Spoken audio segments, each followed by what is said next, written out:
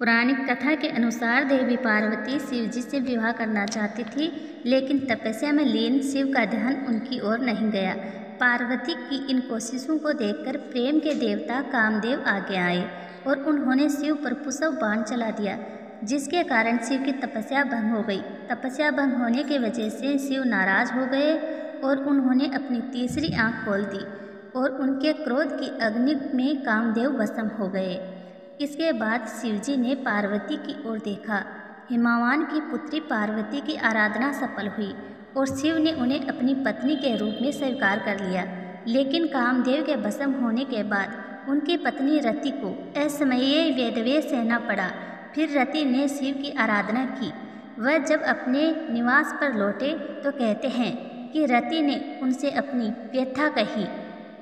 वही पार्वती के पिछले जन्म की बातें याद कर भगवान शिव ने जाना कि कामदेव निर्दोष है। पिछले जन्म में दक्ष प्रसंग में उन्हें अपमानित होना पड़ा था। उनके अपमान से विचलित होकर दक्ष पुत्री सती ने आत्मदाह कर दिया। उन्हीं सती ने पार्वती के रूप में जन्म लिया और इस जन्म में भी शिव का ही वर्ण किया।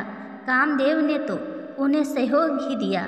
शिव की दृष्टि में कामदेव फिर भी दोषी है, क्योंकि वह प्रेम को शरीर के तल तक सीमित रखते हुए और उसे वासना में गिरने देते हैं। इसके बाद शिवजी कामदेव को जीवित कर उसे नया नाम दिया, मनसिज। कहा कि अब तुम अशरीर हो। उस दिन फाल्गुन की पूर्णिमा थी। आधी रात गई लोगों ने होलिका दहन किया था। सुबह तक उसकी आग में वासना की मलिनता जलकर प्रेम के रूप में प्रकट हो चुकी थी। कामदेव अशरीर भाव से नए सर्जन के लिए प्रेरणा जागते हुए विजय का उत्सव मनाने लगे। ये दिन होली का दिन होता है।